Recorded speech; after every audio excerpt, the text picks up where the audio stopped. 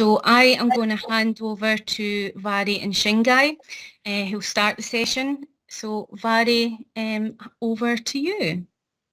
Okay, thanks very much, Susan.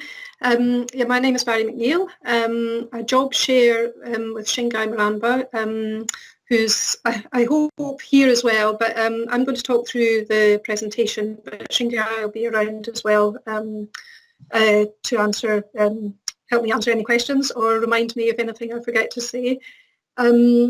So we're just really going to start by just a quick reminder. I know most of you probably know quite a lot about family learning, but just a quick reminder that family learning encourages family members to learn together as and within a family with a focus on intergenerational learning. Family learning activities can also be specifically designed to enable parents to learn how to support their children's learning, and that's why we're including the Fathers group today. So our Dads group, again, the sort of philosophy behind it is that when fathers are involved in the lives of their children, especially their education, children learn more, perform better in school, and exhibit healthier behaviour. Could I have the next slide, please? So just while we look at some of the photos, I just wanted to give a quick background to our project. So Shingai and myself work as part of a wider project, which was the Syrian Resettlement Programme, and is now... 405. What, sorry? Oh, sorry, can I ask everyone to mute their microphone, please? Thanks. Is now the programme is now just the resettlement programme in recognition that we are receiving people from many different places, different countries. So for 5 years it was the Syrian resettlement programme. So that's why it's called Syrian Dads Group, but in the future it will probably just be a generic Dads Group. So we've just included a few photos. As you can see, the emphasis has been on fathers bringing their families along to various places, as well as doing classroom-based work. But obviously the pictures are most of our out and about stuff because they make for a nicer picture, I suppose. So those ones are particularly were outdoors. There's a couple from Dynamic Earth there as well, which everybody really enjoyed, and Deep Sea World as well, with our tutors who are there as well. So next slide, please. Thank you. So just the nuts and bolts of the group. We meet every Monday, 4:36. In olden days, pre-COVID, it was in one of our resource centres in the city centre. It was open to and publicised to all the Syrian dads who had primary school children in the resettlement project. So we were more or less concentrating on that kind of preschool and primary school age. It's tutored by two of our really experienced tutors, Fiona and Saad. Saad, fortunately, is an Arabic speaker, which is crucial to the smooth running, as you can imagine. Obviously, at the moment, it's online. And originally, we had, well, as you can imagine, it's quite difficult, persuading is the wrong word, but maybe it was a little bit persuading dads to come along. So we tried to time it to coincide with the ESOL lessons that they were coming along to anyway, so that they could come along after they'd been in for their English lesson if they were interested. Obviously, it's not compulsory for people to attend, but we tried to make it as easy as possible for the dads to get there.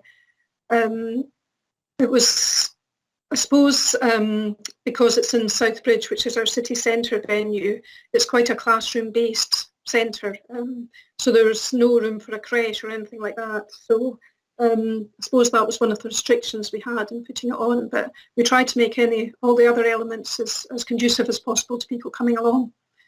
So our aims behind the group, I suppose for maybe first and foremost, although maybe not the key focus, was looking at the Scottish education system. So helping fathers to understand the ages and stages, and how the education system worked as a whole. And also just a little bit about how it differs from the English education system, because a lot of the materials for English language learning, and especially the Living in the UK materials were very much to do with the English system.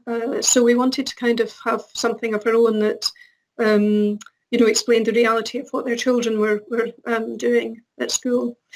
We've done a lot of methodology of how reading and writing is taught in schools, a lot about reading and writing programs that they might see, things that their children will be bringing back from school, obviously the systems that are being taught, and how parents can get involved in that, but also how they can help with that in hearing, reading and helping with writing. We wanted really for dads to feel that they could get involved in their children's learning, and whether that was helping with homework or whether it was a more just a wider getting involved in things outside the classroom and outside the home was really important for us to give people ideas on how to do that. We wanted them to feel confident, obviously, in helping with homework. As I'm sure you'd be aware, the children were learning and picking up English much faster than their parents. So a lot of the time it was quite difficult for parents to keep up with what the children were bringing home. So the children would probably understand the English, but if there's a methodology behind it or something about how something was to be presented, it helps for people to be able to come and ask us on how to do that. We obviously also use a lot of English vocabulary to do with schools and education, although it wasn't a specifically ESOL class.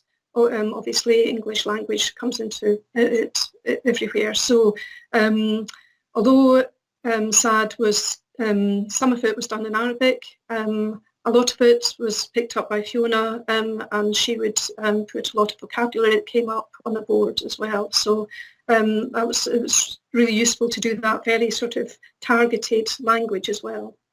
And then lastly but not least, because this was a lot of the fun things we did, we tried to make obviously learning fun, not just about worksheets that were coming back from school. We did practical things, we made things. We should think of the next slide actually. If you could move on to the next slide, then that'd be great. Yeah, so we just made a list of some things that were very popular. So making and playing games together. In our other family learning work, we've done a lot of we've made a lot of sessions where parents and children come together to get out the board games, or play bingo, or play snakes and ladders, or any of that kind of thing. So so that people are enjoying themselves, but they're obviously also learning their language, numbers, and so on as they play together. But we've also encouraged them to make their own individual games. They could personalise them and get involved in that way. We've, again, in other groups that we've got, we do a lot of story times, a lot of storytelling. So parents were encouraged and fathers were encouraged to come along to that as well, which was actually really good, because I think it was not something that culturally the dads had done before, and we've had some, again, pre-COVID times it was done face-to-face, but so we could do sort of fairly active story times, and dads joined in with great enthusiasm with that. Unfortunately, it's obviously been online for the last year and a half, but again, people have been joining in with those.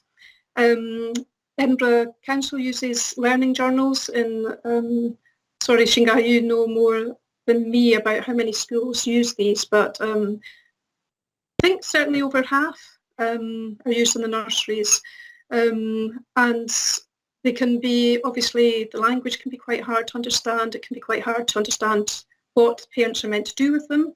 So we've been going through that with parents as well, helping them understand and helping them join in, because they're interactive learning journals. We've also done I suppose the last 3 are sort of things that we've done in other groups in family learning as well, but they fitted really well into this group as well. So looking at things like alphabet and numbers in the environment, encouraging people to go out, looking at shop signs, looking at bus numbers, that kind of thing, which is really helpful, obviously, in learning the language and looking at letters, looking at different ways that you can just look all around you and see what writing is around you. We've done a lot of crafts together. We start off our groups when we get new dads. They make an alphabet placemat, which is laminated for their child. So it's this really nice sort of personalised thing to do, but also a nice sort of sense of place thing to do as well, to sort of that everybody has their little place set within the house. And as I mentioned earlier, as I saw from the photos pre-COVID, we managed to go on quite a lot of outings together. So again, there was a lot of situational literacy in those outings.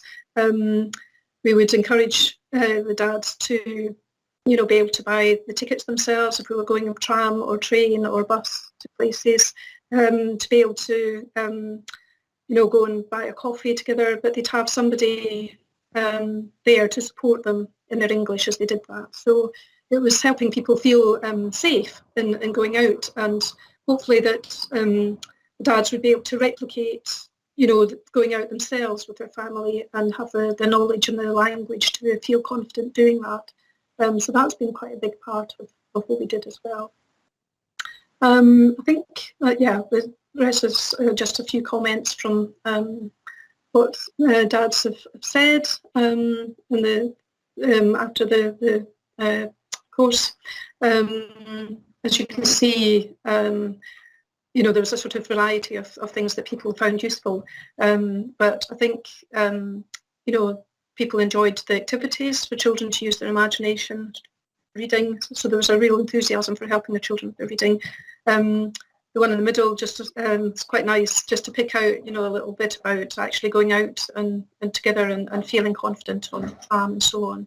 But as you can see, it's sort of a variety of different things. People saying, learning a bit more about Edinburgh and Scotland. So again, it was that kind of situational literacies that we could look at, which has been really enjoyable. So yeah, I think that's it. Can't remember what's on. Yeah. What's on the next one? Just some references for you there. I suppose our main feeling behind putting on this group was that we already had quite a few groups that women came along to, sometimes by themselves or sometimes with their children. And we've got quite a few support groups for women. We've got homework drop-in groups, we've got a women's group. But we really wanted to encourage dads to feel that they could be part of their children's education as well. So we felt that the best way to do that was to make a discrete group for dads. And we've been really lucky in having SAD to help us with that. And we also work in conjunction with The Welcoming, which is another voluntary organisation in Edinburgh. Because, as you can probably guess, the recruitment to the group was the hardest thing.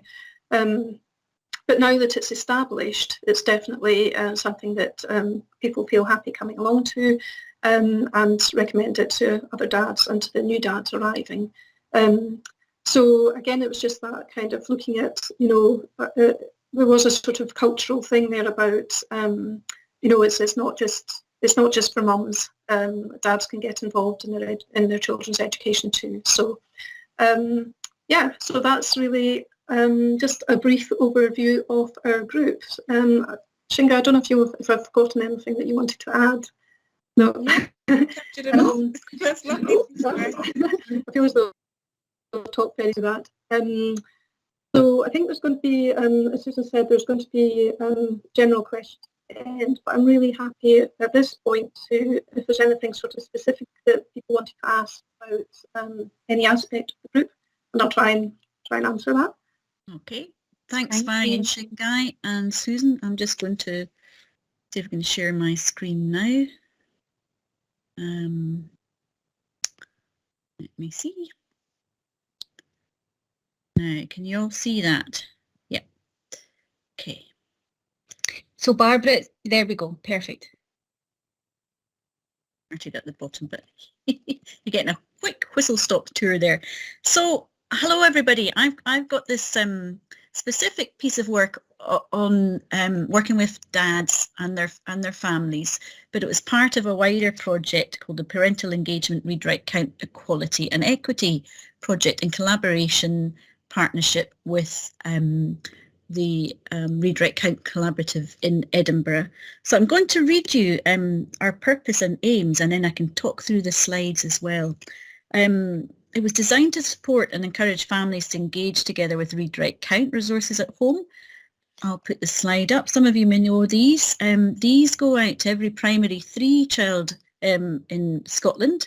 There's also kits and bags for primary 2 and the book bug for early years.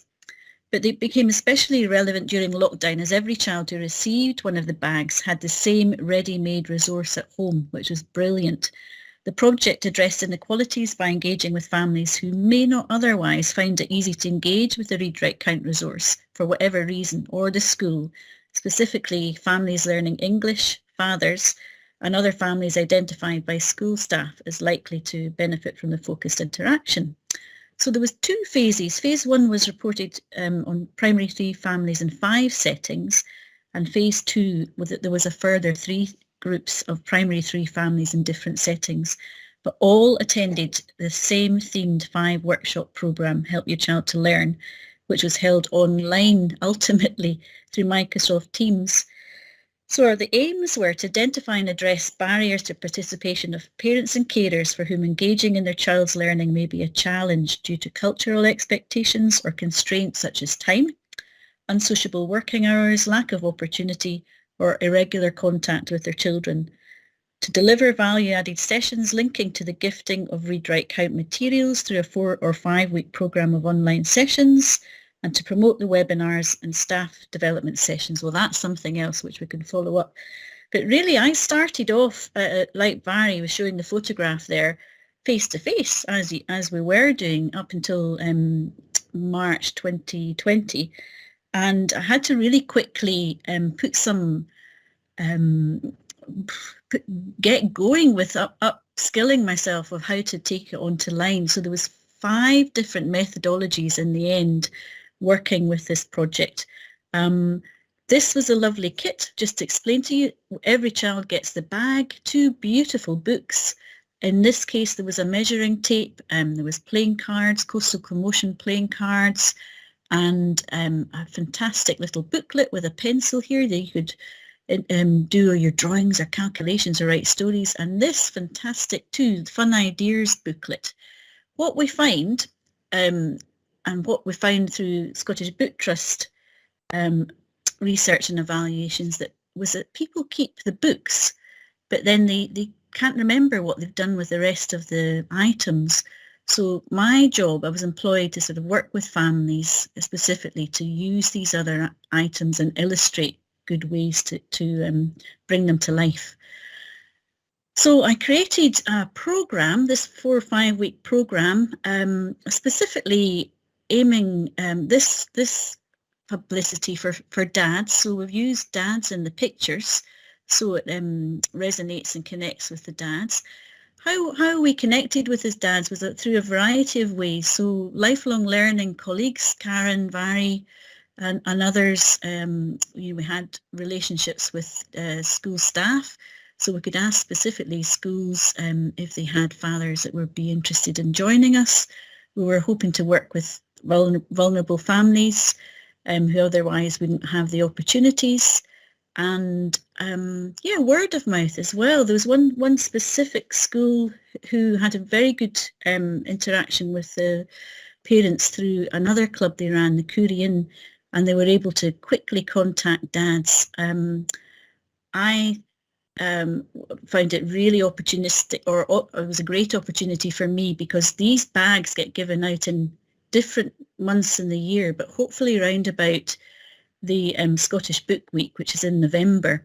So my group was just starting in November, had got finally permission to run a Microsoft Teams group, could quickly put the adverts into the bag, and that it was quite difficult because of GDPR. So parents were invited, and they contacted me, and then I could contact them if they gave me their phone number. The schools couldn't give me the contacts directly. So that takes a wee bit of time, but it was an opportunity for me then to phone the parents, chat about the programme, start this really important building up a relationship with the dads. I also had a baseline evaluation and a questionnaire and an end questionnaire, so I could, get into good conversation with dads about their feelings about supporting their children's learning. What I found too was that it was just really great to have a connection, because we'd all been isolated, in this curious life we were all living. So social isolation was one of the big factors at play. The group really helped to gather some families, and they were delighted to take part in this programme.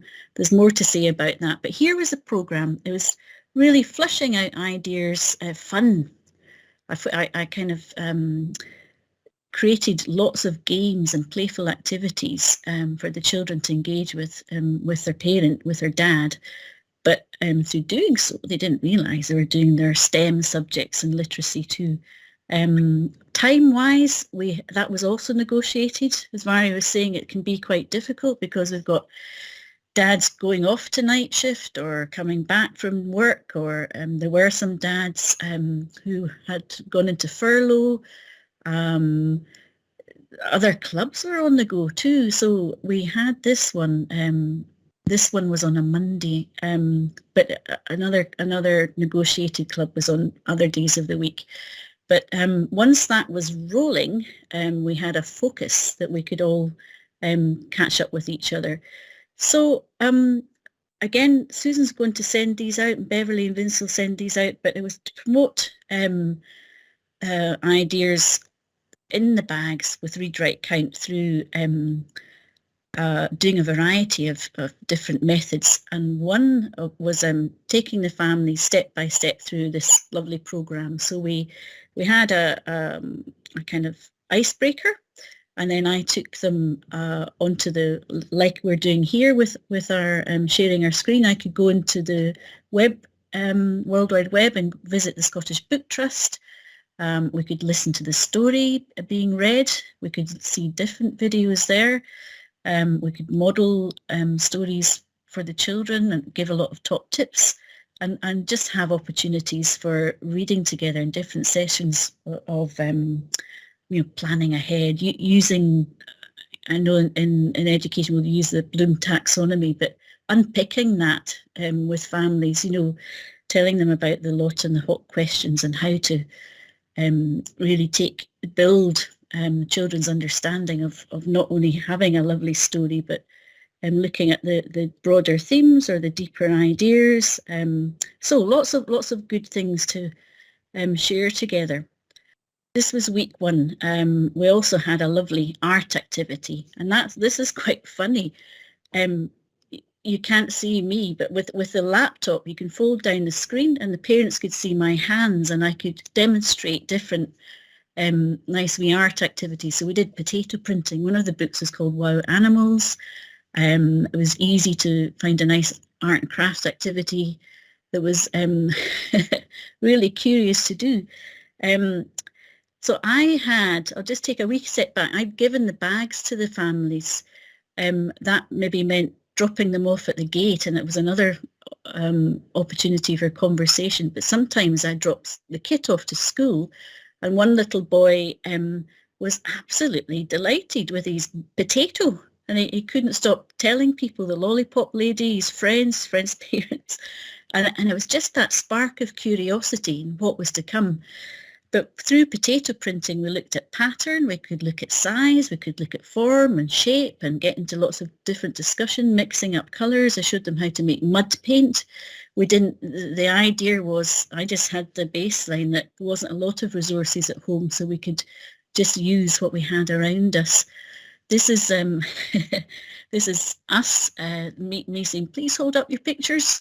So, and we had to guess which footprint came from what animals. It was really interactive and very sociable and lots of good fun too.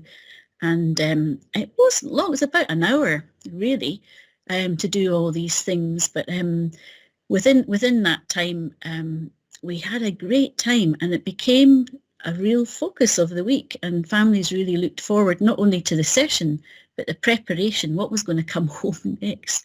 One week was a potato. So looking at ideas for maths, the books themselves are fantastic. I mean, I've mixed some things up here because I've used other books from the year previous, but there's always fantastic ideas coming from the story themselves. But the Fun Ideas booklet and the whole kit of Read, Write, Count has a lot of deep thinking behind it, how to touch in all these areas of our curriculum and give us examples too. So there's not a lot of work for myself, say, or other colleagues as a worker. It's all there for us. We just have to put it together in some sort of package. Week 2 was a gorgeous book, Look Up, about a little girl who's got huge dreams, wants to go to space. So we thought, anybody got plastic bottles, we can make a rocket ship, bottle rocket ship, and launch it too. But again, it was good to talk about shape and size and volume and 3D objects, and then use our handy measuring tape to measure a rocket and launch it. Different people did different, you know, it was brilliant for me just seeing what was coming from the children's imaginations. And again, I said you could get coloured paper anywhere, supermarket brochures and leaflets and whatnot. So off they went. Sometimes it was challenging to do things in the time. There's a comment from the dad. We both really enjoyed making a rocket, but sometimes it felt a bit rushed and a bit stressful. However, we persevered, and making the rocket, we enjoyed it so much that my son wrote a story. So I mean, I've got an arts background. I know the power of just involving anybody in the community into, and sometimes it's dropping folk in at the deep end, but it gives people that kind of distance if they want to just get on with something, and the conversation can start to flow and other things come from that. So my son loved doing the art activities best to begin with, but I said to him that we're doing these to help with our maths and reading, and he said, okay, Dad. But he started to get it that we could try out new activities to help with maths and science and our reading and writing. So here, I'm just going to go through these very quickly. This is amazing because the wee boy was having, Dad doesn't stay at home. Mum looks after wee boy. Dad's away working on boats. And so his time with his son's very rare. But this project gave them a weekly session, a weekly focus together, and they were going to do up son's bedroom. So they just decided to do a project in the room before they got the wallpaper on, and he started to draw planet Earth. There's his room, and then he kept going and going, and then there's the rocket. He was measuring maybe how far the rocket could go, and they actually made a video of the rocket blasting off from planet Earth.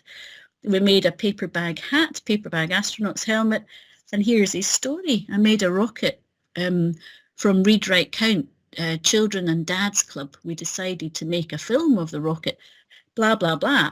Fantastic, you know, not even realising there's the literacy coming in, and the maths and the science and the technology. We met online. We really valued the connection. We couldn't meet in real time. The other thing that was on the go was that if families could get the resources online as well, and I made these interactive resources. Each of these numbers, I've got something, but I realise I'm probably talking quite a lot now. You could click and there's a URL link to different videos to show the read along, takes you to the Scottish Book Trust, where I made videos of how to make the rocket, launching your rocket, using your measuring tape to do sorts of things, different places you could go out. I was really keen to kind of subliminally invite families outdoors, because we're spending a lot of indoors during COVID.